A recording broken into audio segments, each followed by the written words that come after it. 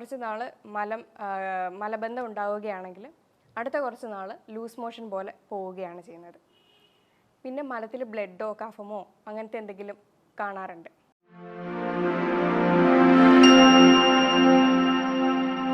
Hi, എൻ്റെ പേര് doctor Sandra Ajith, medical officer, Prana nature care hospital, Kollam. ഇന്ന് ഞാനിവിടെ സംസാരിക്കാൻ പോകുന്നത് കുടൽ ക്യാൻസറിനെ പറ്റിയിട്ടാണ്. എന്താണ് കുടൽ ക്യാൻസർ? ഇതിൻ്റെ ലക്ഷണങ്ങൾ എന്തൊക്കെയാണ്? ഇത് നമ്മൾക്ക് എങ്ങനെ തിരിച്ചറിയാൻ പറ്റും? ഇത് നേരത്തെ തിരിച്ചറിയാൻ കഴിയുമോ? അതേപോലെ തന്നെ ഇത് നമുക്ക് കംപ്ലീറ്റ് ആയിട്ട് ക്യൂർ ചെയ്യാൻ പറ്റുമോ? ഇതിൻ്റെ സർവൈവൽ റേറ്റ് എത്രയാണ്? അങ്ങനെയുള്ള പല കാര്യങ്ങളാണ് ഇന്നത്തെ വീഡിയോയിലൂടെ പറയുന്നത്. വളരെയധികം കോമൺ ആയിട്ട് കണ്ടുവരുന്ന ക്യാൻസറുകളിൽ ഒന്നാണ് കുടൽ ക്യാൻസർ. കുടൽ എന്ന് പറയുമ്പോൾ വൻകുടൽ ആണ് പ്രത്യേകമായി ഉദ്ദേശിക്കുന്നത്. കുടലിൽ തന്നെ ascending colon, transverse colon, descending colon, sigmoid colon, rectum എന്ന് പറയുന്ന ഭാഗങ്ങളിൽ എവിടെ ക്യാൻസർ വന്നാലും അതിനെ നമ്മൾ കോളോറെക്ടൽ ക്യാൻസർ എന്നാണ് പറയുന്നത്. ഇതിൽ കുറച്ച് റിസ്ക് ഫാക്ടേഴ്സ് ഉണ്ട്. നമ്മൾക്ക് മാറ്റാൻ കഴിയുന്നതും മാറ്റാൻ കഴിയാത്തതുമായ കുറച്ച് കാര്യങ്ങളുണ്ട്. എന്തൊക്കെയാണ് നമ്മൾക്ക് മാറ്റാൻ കഴിയാത്ത കാര്യങ്ങൾ? ജനറ്റിക് ആയിട്ട് ഇത് കണ്ടുവരുന്നുണ്ട്. ഫാമിലി ഹിസ്റ്ററി ഉള്ളവരാണെങ്കിൽ തീർച്ചയായും ലക്ഷണങ്ങളില്ലെങ്കിൽ പോലും ഒരു കൊളോണോസ്കോപ്പി ചെയ്യുന്നത് നല്ലതായിരിക്കും. അതുപോലെ തന്നെ പുരുഷന്മാരിലും ഇത് കണ്ടുവരുന്നുണ്ട്. പിന്നെയുള്ളതാണ് 50 വയസ്സ് കഴിഞ്ഞവരിൽ കൂടുതലാണ് കൊളോൺ ക്യാൻസർ വരുന്നതിന്. അതേപോലെ മാറ്റാൻ പറ്റുന്ന കാര്യങ്ങളാണ് ലൈഫ് സ്റ്റൈൽ മോഡിഫിക്കേഷൻ. അത് ഫുഡിൻ്റെ കാര്യത്തിലായാലും എക്സർസൈസ്, ഉറക്കം, ഇതെല്ലാം അതിൽ തന്നെ വരും. ഫൈബർ കണ്ടൻറ്റ് കുറച്ചെടുക്കുന്നവരിലും അതേപോലെ തന്നെ ഫാറ്റ് കൂടുതൽ എടുക്കുന്നവരിലും ക്യാൻസർ പ്രവണത കാണുന്നുണ്ട്. ഫൈബറിൻ്റെ അളവ് കൂട്ടിയെടുക്കുന്നത് നല്ലതായിരിക്കും. അതുപോലെ തന്നെയാണ് നമ്മുടെ സ്മോക്കിംഗ്, ആൽക്കഹോൾ അങ്ങനെയുള്ള ഉപയോഗമുള്ളവരാണെങ്കിൽ അത് തീർച്ചയായും നിർത്തേണ്ടതാണ്. അമിതവണ്ണം ഉള്ളവരാണെങ്കിൽ വെയിറ്റ് മാനേജ്മെൻറ്റ് ചെയ്യേണ്ടതാണ്. അതേപോലെയാണ് പ്രോസസ്ഡ് ഫുഡ്, പുറത്തു പോയിട്ടുള്ള ജങ്ക് ഫുഡ്, ബേക്കറി ഐറ്റംസ്, അങ്ങനത്തെ സാധനങ്ങളൊക്കെ ഒന്ന് അവോയ്ഡ് ചെയ്യുന്നത് നല്ലതാണ്. ഇതൊക്കെ നമുക്ക് മാറ്റാൻ കഴിയുന്ന കാര്യങ്ങളാണ്. നമുക്കിതിൻ്റെ ലക്ഷണങ്ങൾ എന്തൊക്കെയാണെന്ന് നോക്കാം. ആദ്യം ഒരു വയറുവേദനയിലായിരിക്കും പ്രസൻറ്റ് ചെയ്യുന്നത്. പിന്നെ ബവൽ ഹാബിറ്റ്സിൽ കുറച്ച് നാളായിട്ട് ചേഞ്ചസ്, അതായത് കുറച്ച് നാൾ മലബന്ധം ഉണ്ടാവുകയാണെങ്കിൽ അടുത്ത കുറച്ച് നാൾ ലൂസ് മോഷൻ പോലെ പോവുകയാണ് ചെയ്യുന്നത്. പിന്നെ മലത്തിൽ ബ്ലഡോ കഫമോ അങ്ങനത്തെ എന്തെങ്കിലും കാണാറുണ്ട്. പിന്നെ ശ്രമിക്കാതെ തന്നെ വെയിറ്റ് ലോസ് ആകുന്ന ഒരു പ്രവണത. പിന്നെ പെട്ടെന്ന് അനീമിക് ആവുക. ബ്ലഡ് ഇപ്പം മലത്തിലൂടെ ധാരാളം പോകുന്നത് കൊണ്ട് അനീമിക് ആവാനുള്ള ചാൻസ് ഉണ്ട്. അതേപോലെ തന്നെ ക്ഷീണം, തളർച്ച, പിന്നെ വേറെ ഒരുപാട് ബുദ്ധിമുട്ടുകൾ കാണാറുണ്ട്. അതേപോലെ ടെനസ്നസ് എന്ന് പറയുന്ന ഒരു സെൻസേഷനാണ്. നമുക്ക് മോഷൻ പോകാനായിട്ട് തോന്നും, എന്നാൽ പോയി കഴിഞ്ഞ് കഴിഞ്ഞാൽ കംപ്ലീറ്റ് ആവാത്ത ഒരു ഫീല് പോലെ തോന്നും. അതേപോലെ തന്നെ മലത്തിൻ്റെ കൺസിസ്റ്റൻസിയിൽ വ്യത്യാസം ഉണ്ടാവുക, സൈസിൽ വ്യത്യാസം ഉണ്ടാവുക. പിന്നെ അതേപോലെ തന്നെ മലദ്വാരത്തിൻ്റെ വ്യാസം കുറയുക. ഇതിൻ്റെയൊക്കെ കാരണം അവിടെ ക്യാൻസർ ഇങ്ങനെ സൈഡിലേക്ക് വളർന്നു വരികയാണെങ്കിൽ മോഷൻ പോകുന്ന സമയത്ത് ഇതിൻ്റെ സൈസിൽ തന്നെ വ്യത്യാസം ഉണ്ടാവാനായിട്ട് ചാൻസ് ഉണ്ട്. ഇങ്ങനത്തെ എന്തെങ്കിലും ലക്ഷണങ്ങൾ കാണുകയാണെങ്കിൽ ഉറപ്പായിട്ടും ഒരു എക്സ്പേർട്ടായിട്ടുള്ള ഡോക്ടറിൻ്റെ അടുത്ത് പോയിട്ട് കൊളോണോസ്കോപ്പിയോ അല്ലെങ്കിൽ സ്റ്റൂൾ ഒക്കൾട്ട് ടെസ്റ്റോ ഇങ്ങനത്തെ സ്ക്രീനിങ് ടെസ്റ്റുകൾ അവർ ചെയ്യുന്നതായിരിക്കും. അപ്പോൾ കൊളോണോസ്കോപ്പി എന്ന് പറഞ്ഞു കഴിഞ്ഞാൽ നമ്മുടെ മലദ്വാരത്തിലൂടെ ഒരു ക്യാമറ ഇൻസേർട്ട് ചെയ്ത് ഉള്ളിൽ എന്തെങ്കിലും ബുദ്ധിമുട്ടുകളോ പോളിപ്സോ എന്തെങ്കിലും ഉണ്ടെങ്കിൽ നമുക്ക് അതുവഴി തന്നെ റിമൂവും ചെയ്യാവുന്നതാണ്. അല്ലെങ്കിൽ എന്തെങ്കിലും അവരൊരു സസ്പെക്റ്റ് ചെയ്തിട്ടുണ്ടെങ്കിൽ അത് ബയോപ്സിക്ക് അയക്കുകയും ഒക്കെ ചെയ്യാവുന്നതാണ്. ഇത് നേരത്തെ കണ്ടുപിടിക്കാൻ പറ്റുന്ന ഒരു സ്ക്രീനിങ് ടെസ്റ്റും കൂടിയാണ്. അതുപോലെ തന്നെയാണ് സ്റ്റൂൾ ഒക്കൾട്ട് ടെസ്റ്റ്. ഇതിനകത്ത് നമ്മൾ കണ്ണാലെ ചിലപ്പോൾ കാണത്തില്ല ബ്ലഡിൻ്റെ അംശം ഉണ്ടെങ്കിൽ. ഈ ഒരു ടെസ്റ്റ് ചെയ്യുകയാണെങ്കിൽ ബ്ലഡിൻ്റെ അംശം എന്തെങ്കിലും പോകുന്നുണ്ടെങ്കിൽ നമുക്ക് വേണ്ടുന്ന പ്രൊസീജിയർ മുന്നോട്ട് ചെയ്യാവുന്നതാണ്. ഇത് ജനറ്റിക് ആയിട്ടും വരാമെന്ന് പറഞ്ഞല്ലോ. അപ്പോൾ ജനറ്റിക് ആയിട്ട് ഫാമിലിയിൽ അച്ഛനോ അമ്മയ്ക്കോ അപ്പൂപ്പനോ അച്ചമ്മയ്ക്കോ ആർക്കെങ്കിലും ഉണ്ടെങ്കിൽ ഉറപ്പായിട്ടും ലക്ഷണങ്ങൾ ഇല്ലെങ്കിൽ തന്നെയും ഉറപ്പായിട്ടും ഒരു കൊളോണോസ്കോപ്പി എടുക്കുന്നത് ഏറ്റവും നല്ലതായിരിക്കും. കാരണം അവർക്ക് ക്യാൻസർ പ്രവണത കൂടുതലാണ്. ഇത് നേരത്തെ കണ്ടെത്തി ട്രീറ്റ് ചെയ്യാമോ എന്നൊക്കെ പലരും ചോദിക്കാറുണ്ട്. കൊളോൺ ക്യാൻസറിൻ്റെ കാര്യം പറയുകയാണെങ്കിൽ നമുക്ക് ഈ കൊളോണോസ്കോപ്പി വഴിയൊക്കെ നോക്കുകയാണെങ്കിൽ പോളിപ്പുകളാണ് വർഷങ്ങൾ കഴിയുന്നതിന് ശേഷം ക്യാൻസറിലേക്ക് തിരിയുന്നത്. അപ്പോൾ എന്തെങ്കിലും പോളിപ്പോ കാര്യങ്ങളോ ഉണ്ടെങ്കിൽ നമുക്കത് അവിടുന്ന് റിമൂവ് ചെയ്തെടുക്കാവുന്നതേ ഉള്ളൂ. അപ്പോൾ ഇത് യഥാർത്ഥത്തിൽ നമുക്ക് സ്റ്റാർട്ടിങ്ങിൽ തന്നെ കണ്ടുപിടിക്കുകയാണെങ്കിൽ മൊത്തത്തിൽ മാറ്റാൻ പറ്റുന്ന ഒരു ക്യാൻസറാണ്. അതായത് ക്യാൻസറിൻ്റെ പ്രവണതയാണ്. മലത്തിലൂടെ ബ്ലീഡിങ് പോകുമെന്ന് ഞാൻ പറഞ്ഞായിരുന്നു, പക്ഷേ പലരും ഇത് ശ്രദ്ധിക്കുന്നില്ല. ചിലപ്പോൾ ഒന്നും നോക്കാതെ നമ്മുടെ ഈവൻ ടോയ്ലറ്റിൽ ഇപ്പോൾ ഇരിക്കുന്ന ശീലമേ കറക്റ്റല്ല.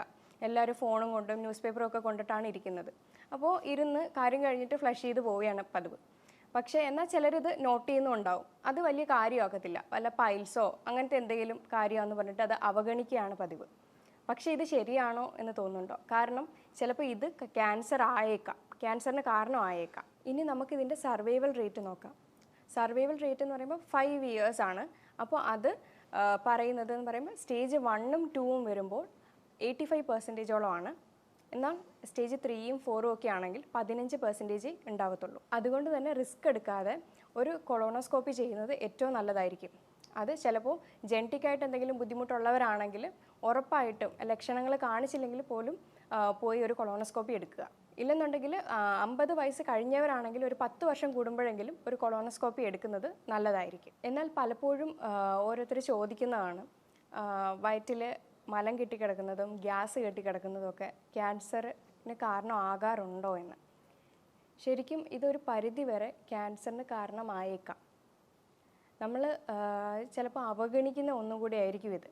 നമ്മുടെ വയറ്റിൽ നിന്ന് മലം പോവാതെ നിൽക്കുമ്പോൾ അതെന്താണ് അതിൻ്റെ കാരണം എന്നൊന്നും ആരും പ്രത്യേകിച്ച് പോയി തിരക്കാറില്ല. എന്നാൽ ഇത് അങ്ങനെ വിടാതിരിക്കുന്നതായിരിക്കും ഏറ്റവും നല്ലത്. എന്തെങ്കിലും അങ്ങനെ ബുദ്ധിമുട്ടുണ്ടെങ്കിൽ ഉറപ്പായിട്ട് ഒരു ഡോക്ടറിനെ കൺസൾട്ട് ചെയ്യേണ്ടതാണ്. അതല്ലാതെ വീട്ടിൽ തന്നെ മാറ്റാൻ പറ്റും എന്ന് തോന്നിക്കഴിഞ്ഞാൽ അതിനുള്ള കാര്യങ്ങൾ ചെയ്യാം. ലൈഫ് സ്റ്റൈൽ മോഡിഫിക്കേഷൻ ചെയ്യുക, ജീവിതശൈലിയിൽ മാറ്റങ്ങൾ വരുത്തുക. അതായത് വെള്ളം കുടിക്കുക, നന്നായിട്ട് എക്സസൈസ് ചെയ്യുക, അതിന് വേണ്ടുന്ന ഭക്ഷണങ്ങൾ കഴിക്കുക, ഫൈബർ കണ്ടൻറ്റ് അടങ്ങിയത് കഴിക്കുക. അങ്ങനെ കുറേ കാര്യങ്ങൾ നമുക്ക് വീട്ടിൽ തന്നെ ചെയ്യാൻ പറ്റുന്നതാണ്. ഇനി ഇതിലും മാറിയില്ലെങ്കിൽ ഉറപ്പായിട്ട് ഒരു ഡോക്ടറിനെ കൺസൾട്ട് ചെയ്യേണ്ടത് അത്യാവശ്യമാണ്. ഇതൊക്കെ ഗട്ടിലെ ബാക്ടീരിയയുടെ പ്രശ്നവും കൂടെയാണ്. ഇത് മലം കെട്ടിക്കിടക്കുന്നതായാലും ഗ്യാസിൻ്റെ ആയാലും ചിലപ്പോൾ ഇത് ഇറിറ്റബിൾ ബവൽ സിൻഡ്രം എന്നുള്ള ഒരു രോഗാവസ്ഥയും ആയിരിക്കാം. അതുകൊണ്ട് ഉറപ്പായിട്ടും അതെന്താണ് അതിൻ്റെ റൂട്ട് കോസ് എന്ന് കണ്ടുപിടിക്കുന്നത് വളരെ നല്ലതാണ്. നമ്മുടെ ഗട്ട് ക്ലിയർ അല്ലെങ്കിൽ പല ബുദ്ധിമുട്ടുകളും നമുക്കുണ്ടാകും. നമ്മൾക്ക് എല്ലാവർക്കും അറിയുന്ന കാര്യമാണ് നമ്മുടെ കുടലിൽ ഒരുപാട് ബാക്ടീരിയാസ് ഉണ്ടെന്ന്. അത് നല്ല ബാക്ടീരിയാസും ഉണ്ട്, ചീത്ത ബാക്ടീരിയാസും ഉണ്ട്. ഒരു പരിധിയിൽ കൂടുതൽ നല്ല ബാക്ടീരിയാസ് ആയാലും ചീത്ത ബാക്ടീരിയ ആയാലും അത് കൂടിക്കഴിഞ്ഞു കഴിഞ്ഞാൽ പല ബുദ്ധിമുട്ടുകളും ഉണ്ടാകും. പ്രത്യേകിച്ച് ഇതേപോലത്തെ മലം കെട്ടിക്കിടക്കുന്നതും ഗ്യാസ് ഉണ്ടാകുന്നതും ഒക്കെ പ്രശ്നങ്ങൾ ഉണ്ടാക്കാറുണ്ട്. ഈ ബാക്ടീരിയാസിൻ്റെ അളവ് കൂടാൻ സാധാരണ നമ്മൾ അളവ് കുറയുമ്പോൾ ഉള്ള കാര്യമാണ് കൂടുതലും പറയുന്നത്, പ്രോബയോട്ടിക്സ് പ്രീബയോട്ടിക്സ് ഒക്കെ എടുക്കാൻ. പക്ഷേ ഇത് കൂടുമ്പോൾ ഉള്ളത് നമ്മളങ്ങനെ കേട്ടിട്ടില്ല. ഇത് ബാക്ടീരിയാസിൻ്റെ അളവ് കൂടുന്നത് എപ്പോഴൊക്കെയാണെന്ന് നമുക്ക് നോക്കാം. ദഹനം കറക്റ്റ് ആവാതിരിക്കുമ്പോഴാണ് ഇങ്ങനത്തെ ബുദ്ധിമുട്ടുകളും കാര്യങ്ങളും ഉണ്ടാകുന്നത്.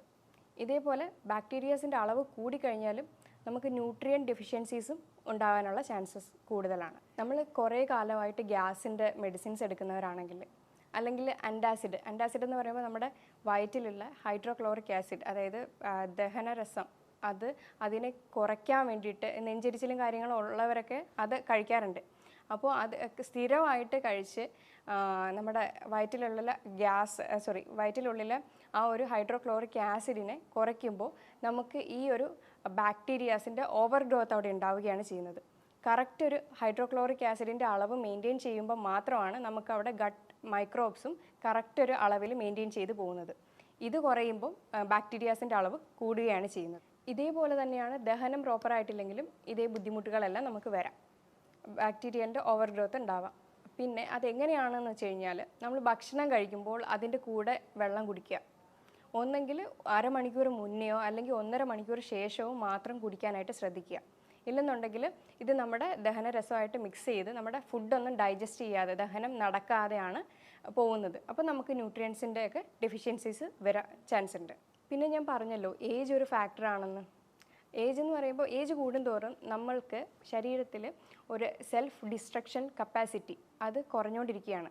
നമ്മൾക്ക് നോർമലി ബോഡിയിലൊരു സെൽഫ് ഡിസ്ട്രക്ഷൻ കപ്പാസിറ്റി ഉണ്ട്.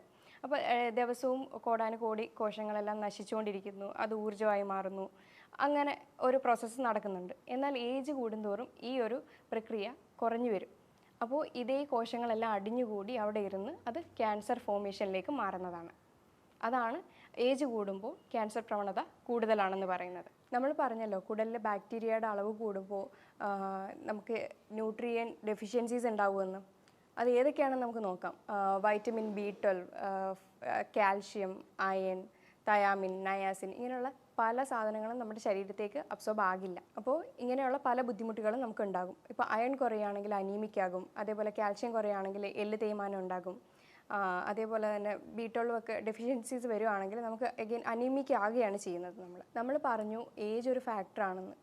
അതേപോലെ തന്നെയാണ് ഏജ് ഹൈഡ്രോക്ലോറിക് ആസിഡ്, അതായത് നമ്മുടെ സ്റ്റൊമക്കിലെ ദഹനരസത്തെയും കുറയ്ക്കും. കാരണം കുറയ്ക്കും എന്നല്ല, ഏജ് കൂടുന്തോറും ഈ ഒരു ദഹനരസത്തിൻ്റെ സെക്രീഷനും കുറയും. അതേപോലെ തന്നെയാണ് ഡയബറ്റിക് പേഷ്യൻസിലും ആ ഒരു ആസിഡ് pHന് വ്യത്യാസം വരികയാണ് ചെയ്യുന്നത്. അപ്പോൾ ദഹനത്തിന് പിന്നെയും ബുദ്ധിമുട്ടുണ്ടാക്കുന്നു. ഓക്കെ, നമുക്കിനി എങ്ങനെ ബാക്ടീരിയൽ ഓവർ ഗ്രോത്തിനെ മാനേജ് ചെയ്യാൻ നോക്കാം. ആദ്യമായിട്ട് നമ്മൾ ഷുഗർ കണ്ടൻറ്റ് തന്നെയാണ് കുറയ്ക്കേണ്ടത്. ഷുഗറിൻ്റെ കണ്ടൻറ്റ് ഓവറായിട്ട് ചെല്ലുമ്പോൾ ഇത് വളരാനുള്ള ചാൻസ് കൂടുതലാണ്. അത് മൾട്ടിപ്ലൈ ചെയ്യാം. അപ്പോൾ നമ്മൾ ഈ ഷുഗർ കണ്ടൻറ്റ് കുറയ്ക്കുകയാണെങ്കിൽ ഈ ഒരു ബുദ്ധിമുട്ടുണ്ടാകത്തില്ല. ഇത് പലതരത്തിൽ ഉള്ള ബേക്കറി പലഹാരങ്ങളിൽ, പിന്നെ നമ്മൾ കുടിക്കുന്ന കൊക്കക്കോള, പെപ്സി, മിറിണ്ട, ഇതൊക്കെ ഒന്ന് ഒഴിവാക്കുക. ഇതിനൊക്കെ ഹൈ കണ്ടൻറ്റ് ഷുഗറാണ്. അല്ലാതെ തന്നെ നമ്മൾ കഴിക്കുന്ന സാധനങ്ങളിലും ഷുഗർ ഉണ്ട്, അപ്പോൾ അതൊക്കെ ഒന്ന് കട്ട് ചെയ്യുക. അതേപോലെ തന്നെയാണ് ഷുഗർ പേഷ്യൻസ്, ഒബേസിറ്റി, ഇതൊക്കെ ഒന്ന് മാനേജ് ചെയ്തുകൊണ്ട് പോയാൽ നല്ലതാണ്. അതേപോലെ നമ്മൾ പ്രീബയോട്ടിക്കും പ്രോബയോട്ടിക്കും എടുക്കാറുണ്ട്. അത് ബാക്ടീരിയ കുറഞ്ഞ ഒരു സ്ഥിതിയിലാണ് നമ്മൾ അത് എടുക്കാറ്. പക്ഷേ ഇത് കണ്ടിന്യൂസ് നമ്മൾ എടുത്തുകൊണ്ടിരുന്നു കഴിഞ്ഞാൽ അവിടെ വേറെ പല ബുദ്ധിമുട്ടുകളാണ് ഉണ്ടാകുന്നത്. അപ്പോൾ ഇതൊന്ന് മാനേജ് ചെയ്ത് കൊടുക്കുക, നമ്മളൊന്ന് കുറയ്ക്കുക അല്ലെങ്കിൽ കുറച്ച് നാളത്തേക്കൊന്ന് ഒഴിവാക്കുക. അപ്പോൾ ഇതൊന്ന് ശരിയായി വരും. അപ്പോൾ ഈ പ്രീബയോട്ടിക്കിലും പ്രോബയോട്ടിക്കിലും ഒക്കെ വരുന്നത് തന്നെയാണ് ഫൈബറും. ഇപ്പോൾ ഫൈബറൊക്കെ ഈ ഒരു സമയത്ത് നമ്മൾ അധികമായിട്ട് എടുത്തു കഴിഞ്ഞാൽ പ്രശ്നമാണ് ഉണ്ടാകുന്നത്. പ്രത്യേകിച്ചും നമ്മൾ വെജിറ്റബിൾസിലും സോല്യുബിൾ ഫൈബേഴ്സ്, ഇൻസോല്യുബിൾ ഫൈബേഴ്സും ഒക്കെ എടുക്കുന്നവരാണ്, അതും ഗട്ട് ഹെൽത്ത് നേരെയാവാൻ വേണ്ടിയിട്ട്.